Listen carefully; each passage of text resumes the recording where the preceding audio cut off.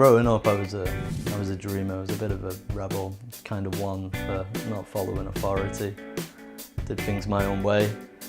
In school, I never really listened. Every opportunity, I'd be at the back of the class drawing on my book.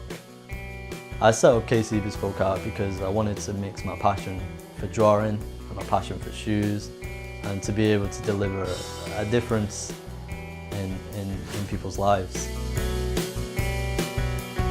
When I was younger, I was hanging around with the wrong crowd, really. You know, they'd be into all sorts of things. It wasn't really giving me any good direction. Before the business, I was working for a guy roofing.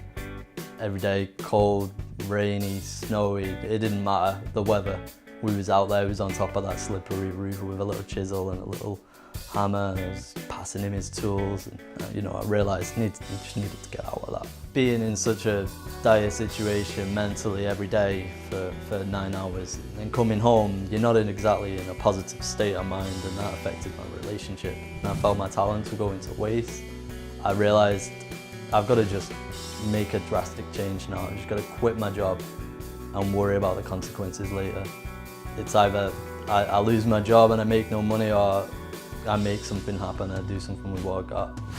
You know, I decided it's time to just surround myself with new role models. Some of my great inspirations, Tony Robbins and Napoleon Hill, Les Brown and Arnold Schwarzenegger, their principles on following dreams and creating a meaning, giving your life more purpose, and also teaching yourself how to affect other people.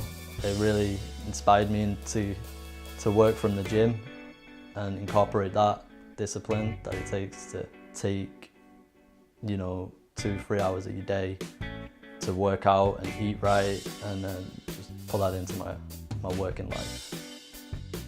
Kc Bespoke Art's only been running for now about 1.5 years. There's been a few hurdles during the beginner's enterprise. You know, this isn't something that I knew would be easy. It came from nothing. I didn't have the money at first to buy the materials, didn't know what to use. There's a lot of trial and error. My girlfriend really helps a lot. She works in advertising, so that's her forte. She does the organising. You know, she's really the backbone of the company. I feel like I've really reached a point where I can say I'm satisfied and I'm happy with where I am. There's still going to be plenty more goals, lots more to achieve, but I am now in a position where I'm doing what I love. You know, I'll be drawing away up until the early morning. Next thing I know, the birds are singing, and I realise, you know, geez, I've got to go to bed, you know. But how many people can say they enjoy the job that much that they just lose track of time and get lost in it? I'm Karl Chester. I'm the founder of Kc Bespoke Art, and this is where I customise shoes.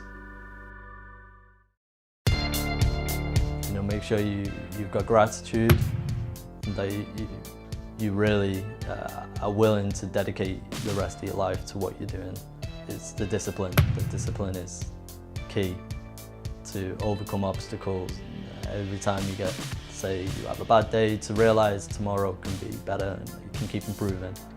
Just find a skill, something you really enjoy, something you're good at, and just tune into that and focus on that, because the way you go about things, that can always change. Your plan to get to your goal can always change.